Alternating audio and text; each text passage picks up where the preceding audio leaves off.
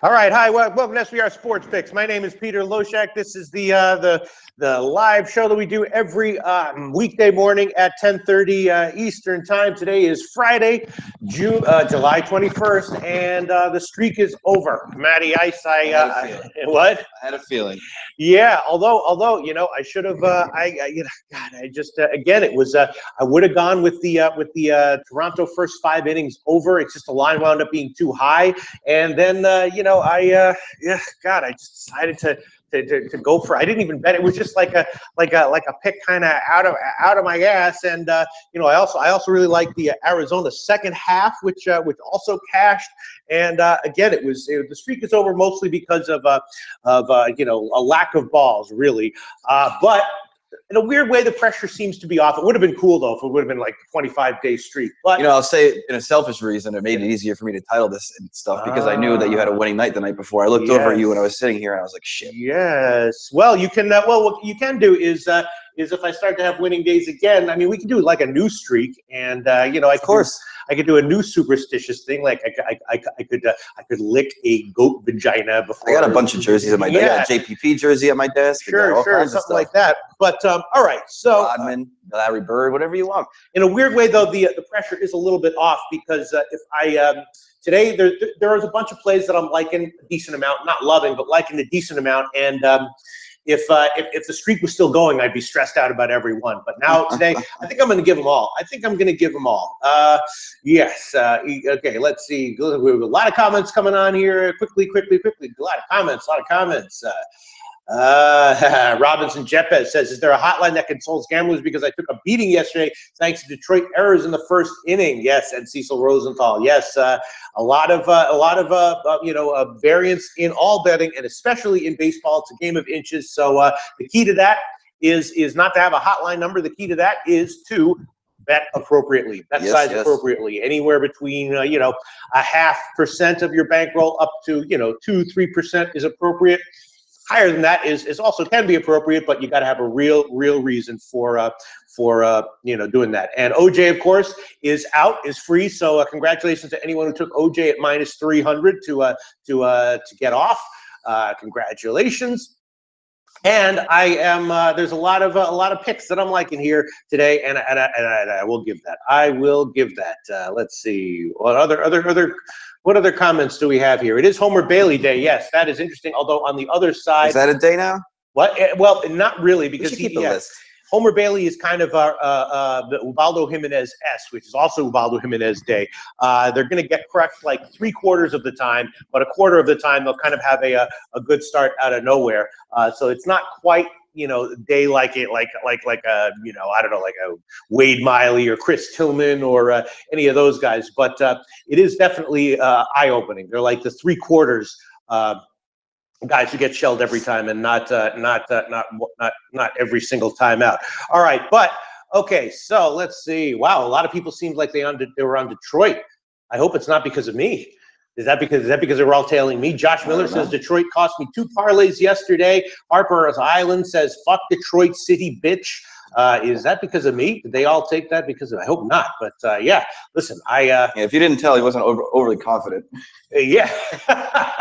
I saw your face when you said it. I was like, okay. I said it even. I'm not even writing this down. Yeah, exactly. And I should have just given the first. I mean, my favorite play on the card, was the first 5 innings over in the Toronto Boston game. But it was just the line wound up being a full run higher than I wanted, a half run higher than I expected. So I begged off it. All right, let's go. Let's get back into wow. Conrado Mendoza says everyone and their mother was on Detroit last night. Yeah. Josh Miller says, I was on Detroit before I watched the show yesterday, so no worries, Pete. All right, yeah, that's Donnie, what about you? Were you on Detroit? I know he likes to fade the public. Listen, I mean, I had a gut feeling that it was going to be an off-start by Homer. You do see that a lot, especially like taking first 5 innings on the road is very treacherous, but on paper it looked good. Fulmer looked very, very reliable. All right, so yeah, I was doomed from the start. Eric Butler saying no sound, but I think that's just Eric's computer. All right, so there are a lot of picks that I did. Lou, glad nobody took your advice on OJ not getting out with your insider information. Lou Scott says, I'm on Twins and Astros overnight lines. What do you think, Poonhound? The Twins game, I definitely did not touch. The Astros, I did. I took Houston -1 on the overnight line, and there's a bunch of plays that I did take on the overnight line. Let's quickly go over all the plays that I took on the overnight. I did take Houston -1 as a bet on the overnight line, and obviously, if Jimenez gets hit, team total over of 5.5 might be tempting. Although we've seen a lot of, I've had a lot of team total overs at 5.5s that wound up landing on 5 and not cashing. Also, the Milwaukee Philly game on the over, I did take a small shot with that, mostly because I expect Garza to get hit, and also because Nola might give up 1 or 2 there. Miami Cincinnati on the first 5 innings over is not a play that I bet yet, but definitely a play that I was planning on betting as soon as that line came out. I also bet the over 9 in Oakland and the Mets. Blackburn is a guy who pitches to contact and should regress in a major way going forward in the majors. And Matz, of course, is a guy who I expected to get hit hard on his return to the majors. He had 2 really nice 7-inning shutout starts in a row, and then his last 2 starts were a lot worse. And of course, his last start he got absolutely crushed. So I took a shot with the over there, and I also took a shot with Oakland just because the line is so high in the plus 150s. I also took a shot with Cleveland -1. Now that is a risky play. Obviously, Cleveland has been extremely disappointing all kinds of ways, at all kinds of lines, in all kinds of locales this year, but particularly at home. They have by far the worst home ROI in all of baseball. So now they're back at home playing against Toronto. Estrada against Bauer. Both those guys are very, very shaky right now, but my sense is that Bauer might have a little bit more of a likelihood of bouncing back.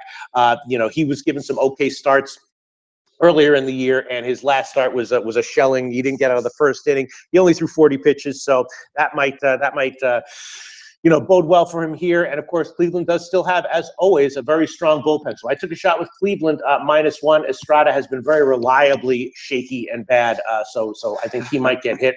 And you could also make a case for the first 5 innings over on that one. And I also took a small shot with the over at 9.5 on that one. I also bet the under 8 in Texas and Tampa Bay. Darvish against Cobb. Darvish usually pitches very well against Tampa Bay. Cobb has been having, in general, an okay year. He's had some starts where he was a little bit mediocre, which is to be expected, but also some nice 7-inning starts. The Texas bats mostly flamed out in Baltimore, even against Wade Miley. They couldn't have a productive day or an explosive day. So I took the under 8 on that one, and I also took a shot with Tampa Bay as a home dog, although I got them at plus 103, and then I'm not exactly sure why, but the line moved 15 cents in Texas's favor. Maybe that could all be just because of Darvish, and that might be the right move. But I did take a shot with Tampa Bay as a home dog, and I also took the under 8, which I like considerably more. The White Sox KC game, I didn't bet on the over, but I am looking at the first 5 innings over. Kennedy is likely to have some regression, and Shields looks like he's about to start to go on a run of getting shelled most of the time, if not all the time.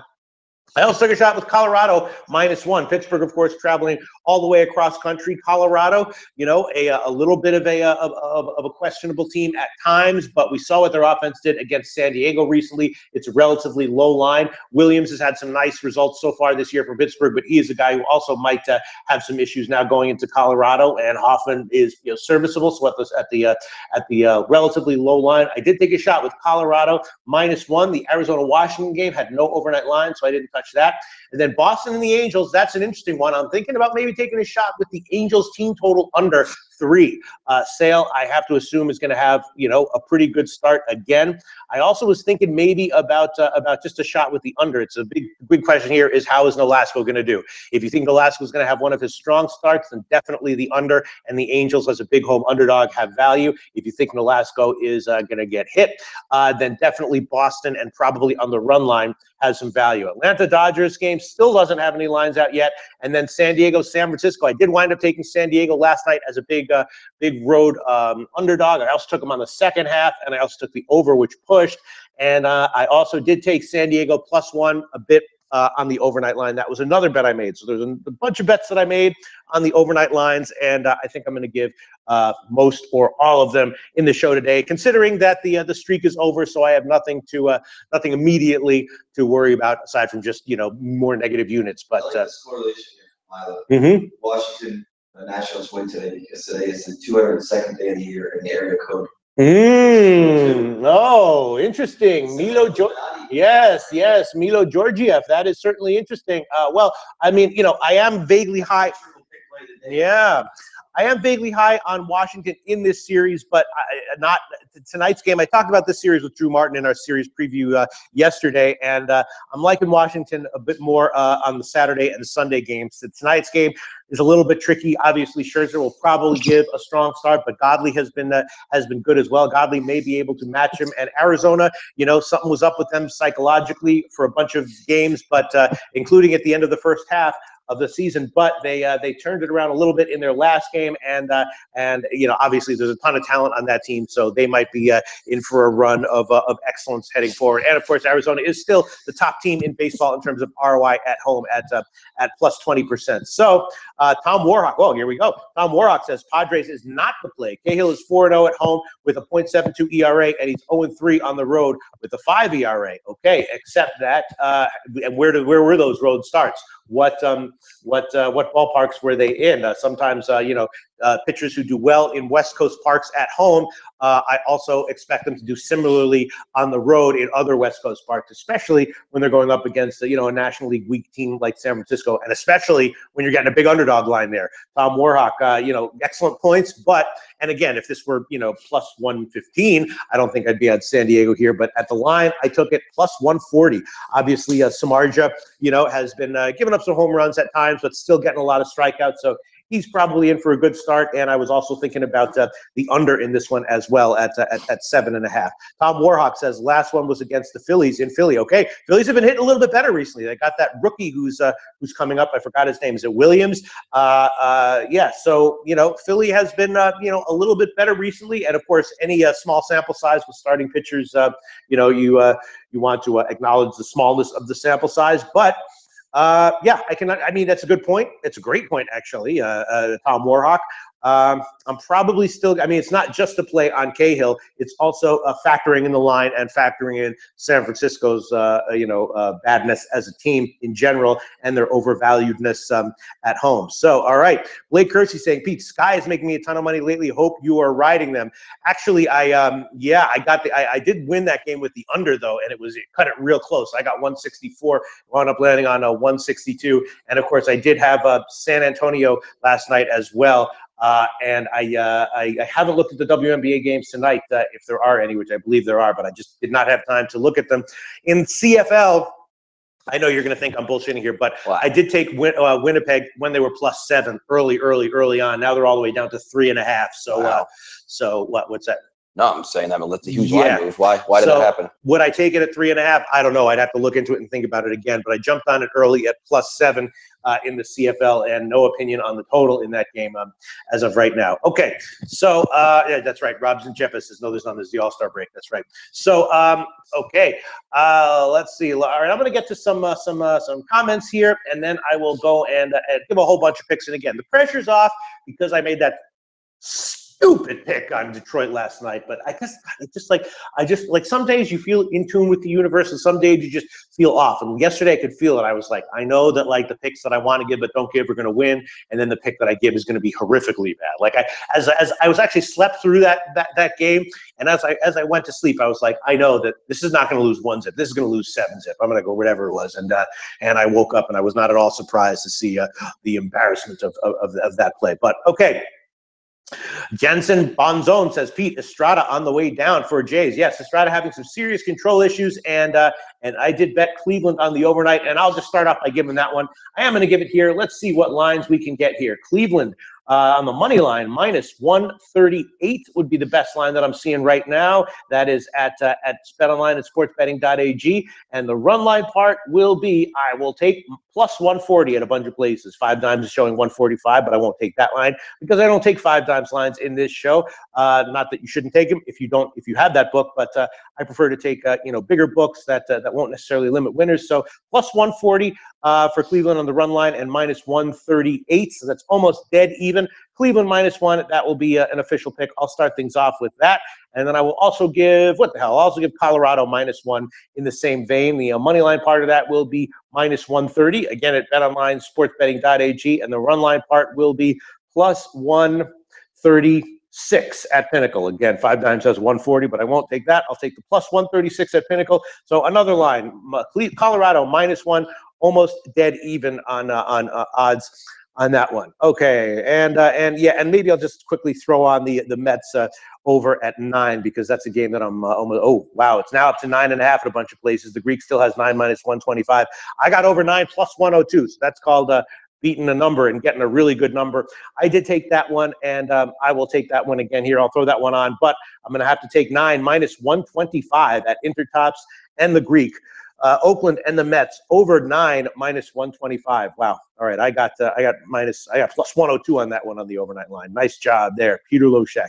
And I'm probably going to be giving the under in Texas and Tampa Bay. Probably going to be giving Tampa Bay as a home dog. Probably going to be giving Houston minus 1. Yeah, I'll throw that one on there. I'll throw that one on there as well. Houston minus 1. Let's see what the lines are that I can find for that one. The best line, all right, minus 140 at a bunch of places on the money line. And the run line part for Houston will be plus 114 at Pinnacle. So that's a small road favorite line for Houston minus 1. There's another pick that I have just given. All right. McGogster, I'm looking up under 8.5 in St. Louis, Chicago. Yeah, I could see that. The Cubs bats have started to really pick it up. I know that Chris Davis, I think, is going to be out today, and Arrieta is not lights out, but he has been decent, serviceable. And let's see, B. Adabal says Pitt and under. It is. Wait, is that was that a fade of me? Pitt and under. It is. Huh? Really? B. Adabal likes Pitt, huh? I wonder why. Why do you like Pitt there? I mean, it could happen. It's just the number it's the number that I'm looking for. But anytime a team goes into Colorado, there's always uncertainty as to what's going to happen. Will they flop or will the bats? The Pitt bats could explode in this game for sure. And I do think at some point in this series, you're going to see a 12 spot put up by the Pirates in one game or another. I mean, when they go into Colorado. But today. I was leaning under a little bit, and I have to be leaning Colorado, all things considering. Guan White likes the Pirates too. Wow, okay. Isan Zolfagari says Pitt is 11-3 in Colorado. Okay. J2K, I like that. I think we do need to come up with an official list. What's that? Of our days. So that's a Bartolo Colon day. With Jerry Weaver if we ever see him again. Yeah, I don't think we will. You said Homer Bailey today. That was a surprise to me. Well, no, yeah, he's in the Ubaldo Jimenez day, which does count as a day. It's like a 3/4. I mean, if you look at, I would say there's like a 75% chance that Bailey and Jimenez get crushed today, but a 25%. Yeah, yes, exactly. That's what it is. Secretary's Day. Yeah. Tomor says Pittsburgh is playing well, but they haven't hit on the road all season. I think they're a tough back here with the Rockies hitting. Yeah, the Rockies are looking like they're putting it together now. Of course, when you see something like that and expecting it to continue into the next series is a big if. That's an assumption that is definitely not always a smart thing to do. Tom Warhawk says Blackman might be out for the Rockies as well. Nate Dogg 420 says Pitt plus 1 and under 11.5. Interesting. I am definitely leaning under in that one. Wow. Maybe I should pull my pick on Pitt here. Interesting. A lot of people on Colorado. Sorry, a lot of interesting comments here. Liking Pitt. B. Adabal says Pitt win streak continues with Williams on the mound. I mean, Pittsburgh is a team that I definitely didn't bet. If anyone who caught the shows, I was on the unders in all those games against Milwaukee, and I did not take Milwaukee in any of them, despite the fact that Milwaukee has a nice lineup. Pitt is a team that I think of as a team that does well at home. They win those small scoring games, but not on the road, it's a different issue. You guys all might be right, though. A lot of people giving the opinion that Pittsburgh might be a good bet here. And again, I'm expecting Pittsburgh to have at least 1 or 2 games where they put up a big number offensively, but I just don't feel like this is the spot. I might be totally wrong here. We shall see. All right. Interesting. Thanks for all the comments. Very interesting. All right, let's see. And guys, if you're enjoying the show, give us a like, give us a subscribe. Really helps us out. Yes.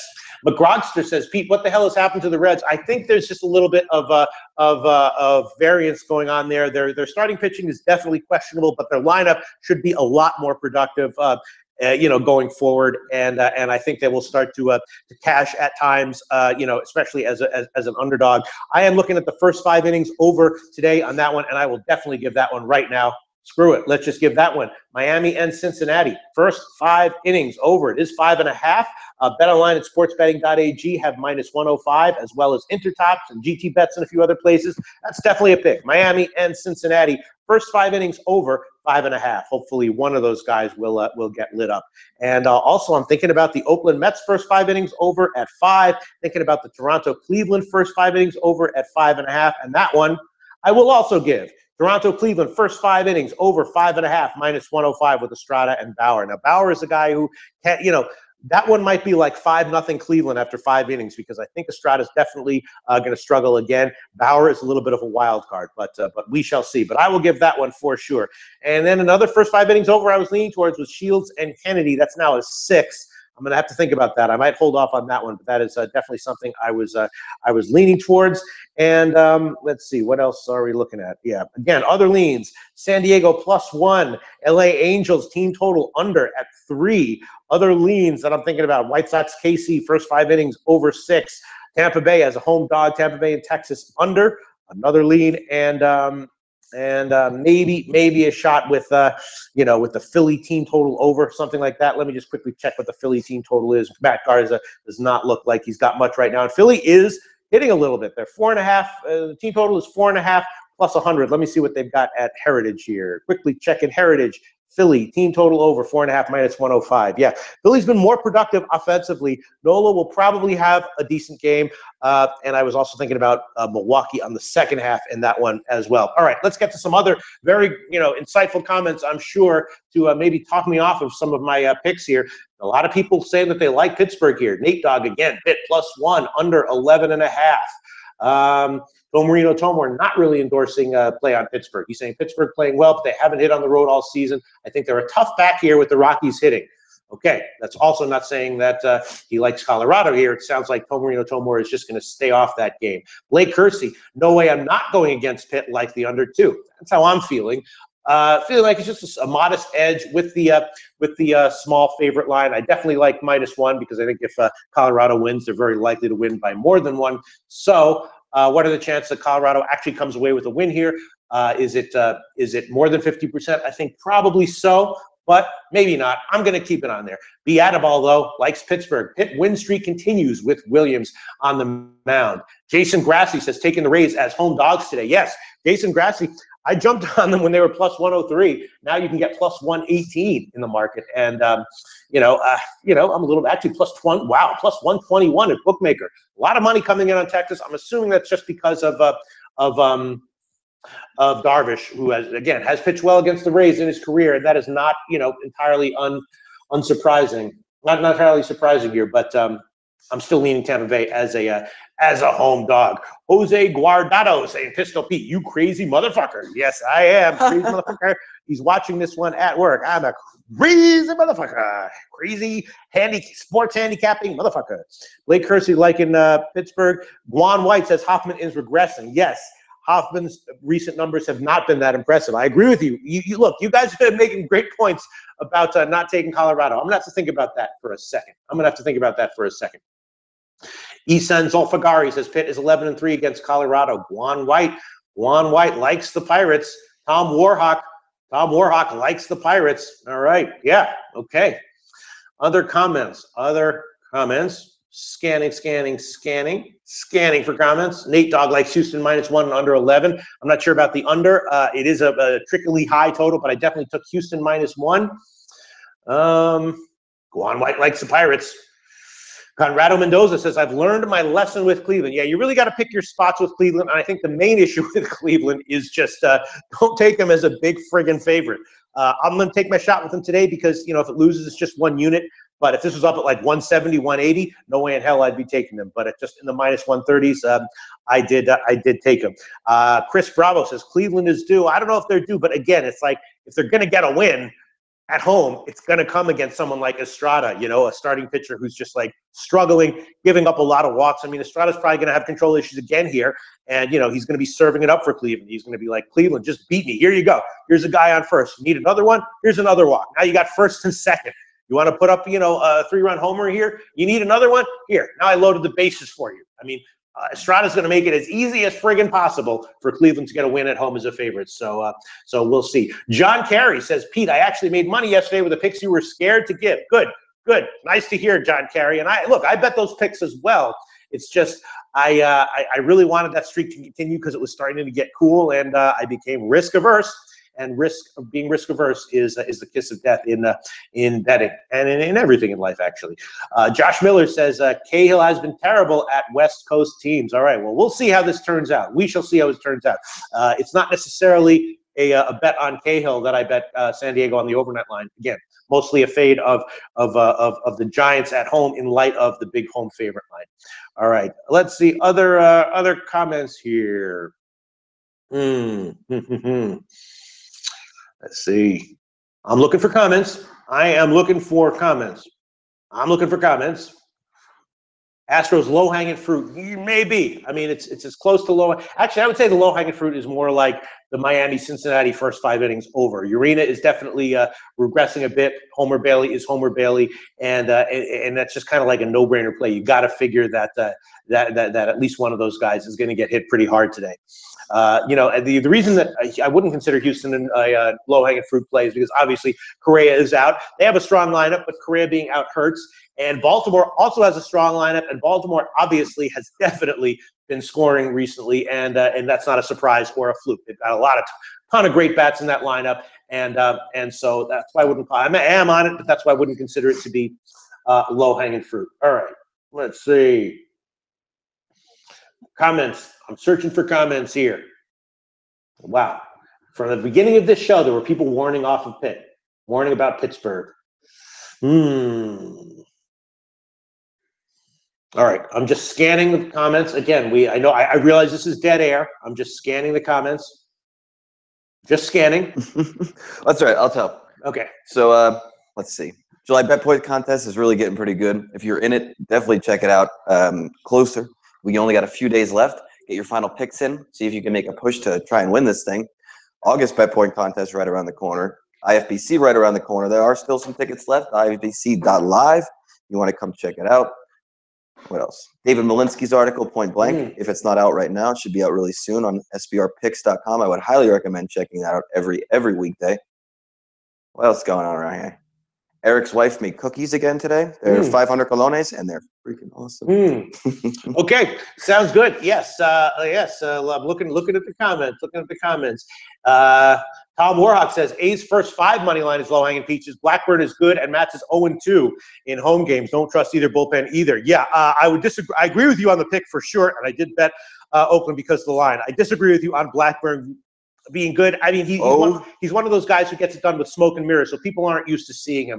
I disagree with you on Blackburn being good long term. As of right now, yes, he is. I mean, he's hittable. He's got a really nice changeup, which can be very confusing to people who haven't seen it before. And so I agree with you that short term Blackburn is getting some nice results. There's something to it, and of course, I am looking to fade Matt. So I agree with you on that one, Warhawk, and I might wind up giving that one as well. We have some breaking news. What's that? Wang Joe has returned. No way. Are you serious? All right, let's get down to the Wang Joe comment if we can see it. I just wanted to comment. It's succinct. It tells the story. All right, I'll be happy to look at that comment. A few people made some comments that I wanted to. Where the hell are those comments? Thanks for all the comments, guys. It's just there's so many freaking comments here. I get lost. Really appreciate all the activity and the energy. That is, and most of all, though, the great insights and comments. You guys might all friggin' be right. telling me not to take Pittsburgh here.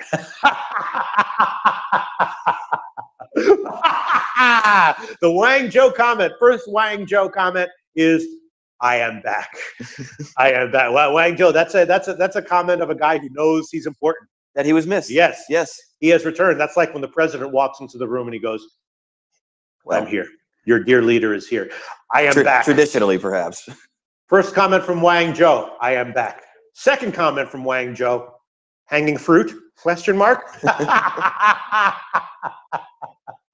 Unbelievable. For anyone who's watching for the first time and doesn't know who Wang Joe is, Wang Joe is a commenter from China who posts just awesome comments. Some are insightful, most are very funny, many are very enigmatic, and there's a lot of hidden wisdom in the sayings of speaking Wang Joe. Through Google Translator can produce some gold. And he's become a favorite of all the regular viewers of this show. After the All-Star break, though, in the All-Star break, he disappeared, which is understandable. Then after the All-Star break, he did not return, and we were all wondering whether he would ever return at all, and it appears that he has returned, and he has returned in classic fashion with a very simple statement and then a very simple question. Classic Wang Joe. Not what you might expect. What would Wang Joe's first comments back be? Would they be unintelligible? Would they be in broken English? Who knows? You never know what to expect. No. Both. Simple, direct, perfect English. Right. I mean, it's hard to fuck up 3 words, but he didn't. And yes. This is a good question. I have to take you off of this, but Pete, what keeps you going? And this is such a grind every day. What keeps you going? So that's actually a very good question. Rob R. I asked it. I think it is connected. I think it is connected to my my other psychological issues, and I definitely remember when I first started to do sports betting. And grinding it out every day. As you said, I knew I was like I said to myself, I might be able to make a career out of this because I can feel any normal, sane person would go completely bonkers after doing what I'm doing here for a few days in a row. But I was like, I'm not going to go wacky, and that is going to be a big advantage for me. Yeah, I guess the answer to that is just that there's something I guess psychologically damaged about me, and which is obvious, which is clear, and for whatever reason, that psychological damage also confers upon me the ability to grind this out day after day in a good mood, willingly and happily, and that's the answer. But it is a very good question. It is a very good question. There's a lot of reasons why there are not a lot of people who could do what I do, and most of those reasons have to do with those people being relatively healthy, relatively sane, relatively happy, right? Yes, exactly. Lou Skunt says the disconnect of a sociopath. Love it. No, I wouldn't say I'm a sociopath. I wouldn't qualify you as a sociopath at all. It's something else. I mean, honestly, you're a bit strange, but you're not a sociopath. Yes, just as of right now, just an undefined fucked in the head condition is. I'll go with that. Yes. So there's your answer. The reason. Let's get to the exact question.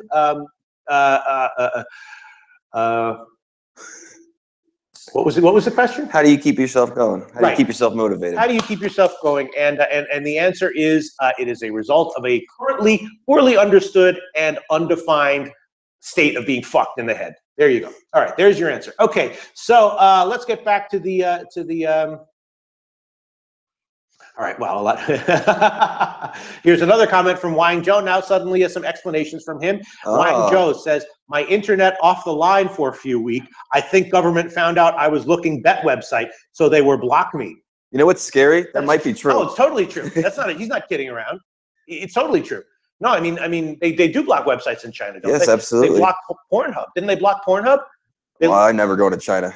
No, they lived. No, I mean, I remember it was on the internet. It was all over news on the internet. I think they blocked Pornhub. Why would they single them out? Yeah, I don't know, but yeah, and that's the other thing is that Asians love to gamble in general. Holy shit! Yeah. Oh yeah. I mean, but even from the East Coast, all the buses that would leave New York City every day and go to Atlantic City, and now they go out to Pennsylvania too now. Wang Joe needs to go and protest in the middle of a Chinese square and say, don't shut up my internet. I want to, bet at Intertops on the Yankees -1. All right. Wang Joe, we love you, and we're very, very, very happy that living on the edge to be a fan. All right. So to sum up the show, Wang Joe is back. My streak is over. A lot of changes, right? A lot of changes. Sagittarius must be in retrograde or something because the streak is over. Wang Joe is back, and I'm going to give a bunch of picks, and hopefully I won't have too bad of a day here. But there's a lot of interesting comments in the comments section, mostly endorsing everything that I believe, except for the Pittsburgh game. We'll see how that turns out. But for right now, let's see. Let's go down the line. Yeah, the St. Louis Cubs game is an interesting game. I would definitely be leaning St. Louis at that big of an underdog line, but I want to see how the Cubs do at home because the Cubs are obviously picking it up in a major way now, and I don't necessarily want to step in front of that, as they say. Houston -1 is an official pick for sure. Houston -1 is an official pick. You can make the argument that that the Houston team total over might also be a good pick just to hit Jimenez, but I'm going to. So Wang Joe. Oh my God! I swear to God, it's like, you know, it's when some days you there wake was something up, missing. Yeah, you're like, what is it that I live for? One of the it is kind of sad. One of the things that I live for is Wang Joe's comments. That's one of the things that makes me happy every day in life. Wang Joe's most recent comment is, "I want to see your mustache so you guys have no idea how hard I am trying to come back." There you go. That's I mean, look, I don't even want to go to China because of their weird, I mean, not weird, but they're very strict policies on things. I tend to be a rule breaker. Yes. This guy, yes, he's a wild man. Oh yeah. Oh yeah. Wang Joe, he has the internal constitution of a rebel, right? Yeah. Rebel with a cause. And a bankroll, apparently. Yes. Rebel with a cause and a betting and an account at Intertops. Wang Joe. That would be a great move. Rebel with an account at Intertops. That would be an awesome movie. That's a good shirt. Yes. All right. So, all right. I'm taking Houston -1. There you go. As an official pick. Then Milwaukee and Philly. I guess I'm going to hold off on that one. I would have a lean to the over and a lean to Milwaukee on the second half, -115. I guess I'm going to hold off on that one. I'm not sure what's up with Milwaukee's bats, but and also Philly might have a bullpen advantage here. They were rested, and Nola can be very good, so I'll hold off on that one. Miami, Cincinnati, first 5 innings over is a pick, and that is basically pretty much a low-hanging fruit play. I think you know what? I will give that one low-hanging fruit. Urena is vulnerable for regression. I think Bailey is Bailey. No need to expand on that opinion there. So first 5 innings over, that will even count as low-hanging fruit in Miami, Cincinnati. Miami team total over is also tempting at 5 -100, but I'll stay off of that one. Oakland and the Mets. How do I want to bet this one? I already gave the over 9 as an official pick on that one. I'm definitely agreeing with Tom Warhawk that Oakland in general is a play that I want to be making, and also the Oakland team total over, and also the first 5 innings over. So what will I do here? You know what? I will give Oakland as a play, just on the money line, a straight play on the money line. +151 is the best line available right now at BetOnline, sportsbetting.ag, and the team total over for Oakland is also looking pretty tempting to me as well. Let me see what that would be. 4 -115. That is very tempting. Let's see if Heritage might have a better line on that one. Team total over 4 -120. Yeah, that is very freaking tempting to me. I guess I'll hold off on that one just in case Mats does have a good start and it's Blackburn who gets hit. But yeah, I will take that one. And you know what? I'm also going to take Warhawk's advice as well. I will take Oakland on the first 5 innings as well. Let me just find what line that is. Let me find the line here very quickly. Oakland, first 5 innings. Where the hell is it? Does SBR odds not have it? There you go. Sorry for this minor delay. Yeah, plus 150 at Intertops, 5 dimes, BetOnline, sportsbetting.ag. All right, I'll take both of those. I'm going to double up on that one. Oakland, first 5 innings, +150, and the full game, +151. I'm on the over 9, which is, I bet it at +102. It's now up to -125 at the Greek and Intertops, and that is my favorite play in this game, but I definitely also like Oakland. And the first 5 innings over would also be a lean, but I will hold off on that one for now. I will just stick with the plays that I've given. Toronto and Cleveland. Cleveland, -1 is definitely a pick. I'm kind of liking that one.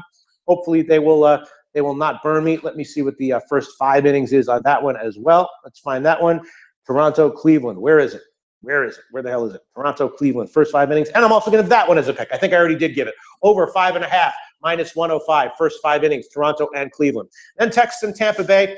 I was talking about this game. What the hell? I'll give them both. Tampa Bay as a home dog, plus 121. That is an official pick.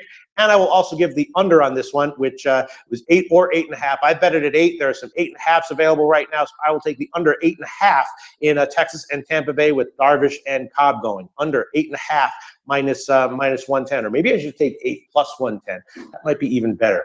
Let me think about that one. Yeah, you know what? I will give that one. Instead of 8.5 minus 110, I'll just take under 8 plus 110. That is a Pinnacle line, and 5 Dimes has that one and a few others. Detroit and Minnesota, that's going to have to be a pass for me, although it is tempting to take a shot with the over. Really not sure what to expect from Santana, but I do think he'll probably get hit. And Sanchez has been pretty decent in his return to the majors, although going forward, I expect him to be vulnerable. I'm going to hold off on that game for now. White Sox and KC, the first 5 innings over 6 is very, very tempting. Shields against Kennedy. I will, let me just quickly check one thing here. White Sox and KC. One quick check here. Oh, man. Jesus Christ. 6 is a high total, though, and KC doesn't hit that well. All right, I'll hold off on that one for now, but that is definitely a lean. The first 5 innings over. Nah, you know what? I'll give it. That's an official pick, too. White Sox and KC. First 5 innings over 6. And I believe the best line around is minus 110. Yeah, I'll throw that one over as well. I won't be a pussy. Colorado minus 1 is also definitely a pick, even though a lot of people in chat are liking Pittsburgh, and I can certainly understand why. I'm going to take a shot with Colorado. Again, it's just the line. Hoffman is regressing, but Williams, might struggle here at Colorado. The people liking Pittsburgh, though, might be right, and that is definitely just a lukewarm pick for me, but I'll throw it on. What the hell? Then the Boston Angels game, I'm definitely leaning Angels. Team total under 3. Chris Sale to have another strong start, and I will take that one. It's 2.5 at big plus money at Pinnacle, but Heritage has under 3 minus 110. The Angels team total under 3 minus 110. I will definitely give that one as a pick. The under 7.5 in that game would be a lean as well, but if Nolasco gets lit up, that'll be scotch. So whether you want to take Boston or the under on the full game is just an educated guess on Nolasco. And as of right now, I don't have a strong feel for that. My guess is that he'll have a decent start, but I'm going to hold off on that one for now. Just going to take the Angels team total under 3 minus 110 as yet another pick. And then the Yankees-Seattle game, I would be leaning Yankees, but I'm going to hold off on both of those picks for now. And San Diego-San Francisco, a lot of people telling me that they don't like San Diego here because of Cahill, but you know what? Fuck it. Screw it. I'm giving 12, 15 picks today. Who cares? I will give San Diego plus 1 as an official pick, and the money line part of that will be plus 148 at a bunch of places, and the run line part of that will be minus 154 at Pinnacle. So that's almost even money. San Diego plus 1 at almost even money. So the only way you lose that one is if they lose by 2 or more, and if they do lose by 2, you just lose 1 unit. So I'm taking San Diego plus 1 as an official pick, and I also kind of like San Diego on the second half as I bet them yesterday, but that was because I got plus 130 on the second half. See, I should have given that one yesterday too, and then I would have had a winning day. Let's see, San Diego on the second half. Yeah, now it's minus 105. All right, I'll hold off on that one. I'll just give them plus 1 on the full game. All right, so that's it. That's it. The streak is over. The streak is over. The streak is over, and I'm giving a bunch of picks today. I don't know how many that was, 10 or 12 or something like that, but hopefully I will come out of this with a winning day, and I'll be able to come back on Monday and say, you know what, the streak is over. But I came back on Friday in a big way with a bang. Gave 12 picks, went 8-3 or whatever, and wound up positive a bunch of units. All right, let's see. Let's just wrap this up. Let me just see if there are any interesting comments to end the show. Don't forget to share and like and subscribe, don't forget to share and comment. Like. Thanks so much for another great week of shows and comments and very insightful advice in these. Mally Mal saying needs questions answered. What questions? Mally Mal, what questions? Let me see. Let me look for Mally Mal. Mally Mal, the reason I can't get to every question is because there's so many comments, and I'm trying to keep this thing running. Mally Mal says Miami first 5 over. Yes, I gave that one as my low-hanging fruit of the day pick, actually. Miami and Cincinnati first 5 over. It's a little bit high. It's 5.5, but I'm taking that one. Nicholas Susi says Miami team total, anyone? Not a bad play.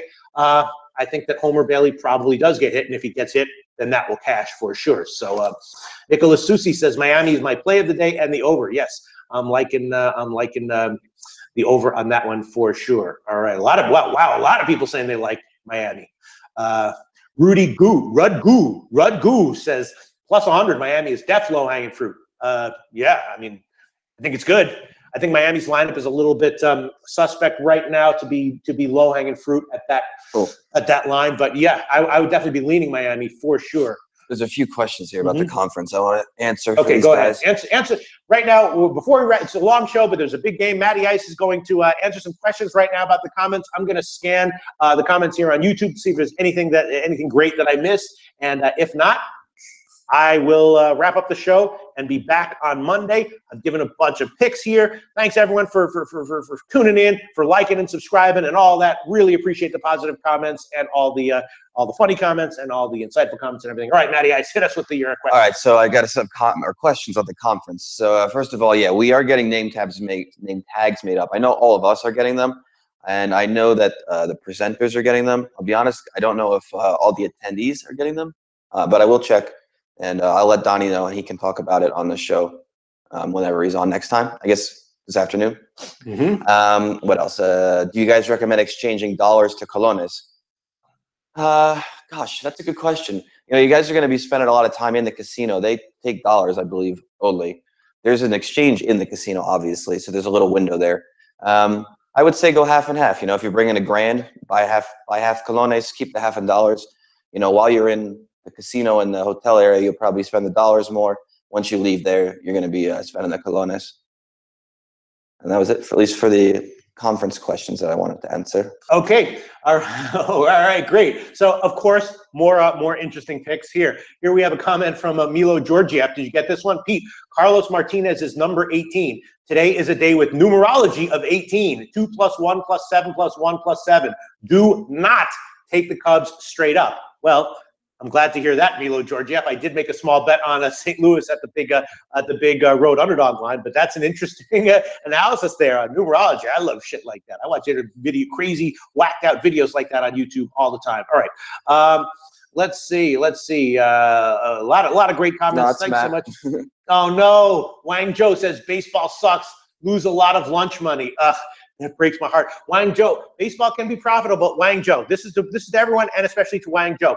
If you overbet your edges, which is so tempting to do, especially if you have a small bankroll, you will lose even if you have a positive EV, you know? So you really have to like if you have a bankroll of $500, let's say, right? Say you have a bankroll of $500.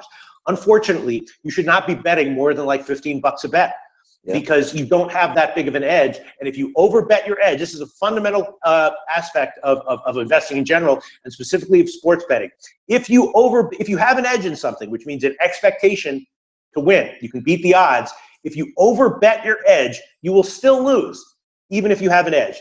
And you can do the math and do some multiplication and see how that all works out. But see, do that one time, do that sometime. Let's say that you have a 3% edge and you bet as though you have a 10% edge, right? Which would be, making a $50 bet on a $500 bankroll. See what happens over 100 bets if you have a 3% edge and you bet as though you have a 10% edge. You will see that over 100 bets, you will be negative, despite the fact that you do actually have a 3% edge. So it's very, very important to not overbet your edges. Again, if you overbet your edges, you will lose, even if you do have an actual edge. So that is very important when it comes to Nate Dog 420. He's good about asking me this every day. I should bring it up more in the mornings on my own about our show schedule for today. Anything else going on? We got Right Side Campus. Is also I run at different time zones, so I have to do math in my head. So Right Side Campus, I think, is at 12:30 Eastern. Yeah, that's about right. And let's see, Jimmy the Bag's on today. So he usually sends me his video a bit early in the afternoon. So figure after lunch, a little bit after lunch, that'll be up. We got baseball with Drew. You and him actually did a show yesterday about weekend stuff. That stuff that went up last night. So you guys check that one out. And we got stuff for UFC this weekend also with Andres Hale coming out. So yeah, and that's it. Okay. All right. Okay. At Pete Loshak, would you leave the girl that wants you to shave your mustache for Wang? No, that girl was really attractive, but she was kind of crazy. And I got a couple new girls that know about the mustache and think it's cool. One of these chicks, you know what the key is? You know what I found out the key is?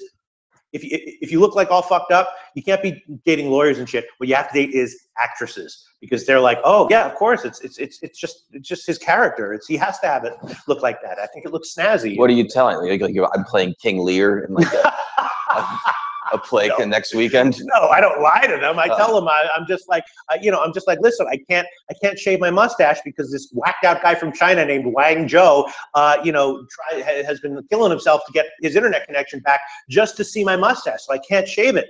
And actresses will understand that. Like lawyers and shit won't understand. I'm sure a lot of actresses watch this show. Yes. Chris Garza says Loshak got crushed yesterday. No, I didn't get crushed. Is he saying he got crushed or I got crushed? No, I didn't have get crushed. Oh, in fact, I had a slight winning day, but I just gave one pick in the show, and that one was a loser, so the streak is over. All right, I guess that's about it. Oh, okay, Anil Frank here talking about MMA. Weidman as a dog is easy money. Gastelum is a fat midget. That is a very. I'll tell you what. Disagree with any of that. I'm going to be previewing that fight later on today with Andreas Hale, who is really sharp at MMA. And I personally don't have. I'm good at MMA too. I don't have an opinion on that fight. I'm not going to be betting it, but it's interesting as hell. For you don't. Do you know what happened with that fight? So what happened was Gastelum won his last fight, a great first round knockout, and he got but he got it canceled because he failed a drug test. You know what he failed for? Was it like birth control? No, even marijuana. They took away his win because of marijuana. They did that to the Diaz brothers. Yeah. I'm just saying, it's just like. I mean, I always get them mixed up with the lesser Diaz brother. Hasn't fought in years because every time he comes back, he gets popped. Like, that's gotta fuck with your head. You know what I mean? It's like if you are really taking like clenbuterol or whatever, and then they catch you, you're like, all right, okay, you guys got me, you know. But if you go to a friggin' party and take a couple Cokes and eat it like a friggin' pot brownie, and then all of a sudden they take away one of your hard-earned MMA wins, that's gonna drive me crazy, right? Yeah. I mean, everyone smokes pot. Every fucking lawyers and I grew up playing soccer all my life in high school, and we would always get stoned in the parking lot before the game. I don't think it helped. It certainly didn't help. So I mean, I used to work for Republican politicians. They would fucking smoke up every fucking company meeting or whatever. I mean, it's just unbelievable. But okay, I never understood. Wow. But in reality, it's illegal. So I mean, I can understand why they would suspend them, but they wouldn't suspend them under the pretense of using some performance enhancement. Right. They would. I would reword it because that's what they do. It's considered on some level an enhancement drug, right? Yes. That's what they say for like pain or whatever.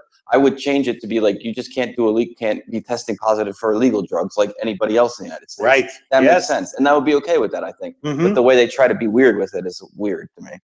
Wang Joe has just given me an ultimatum, and usually I don't accept ultimatums, but from Wang Joe I do. Wang Joe, simply, if you shave your mustache, that I will not come back. All right.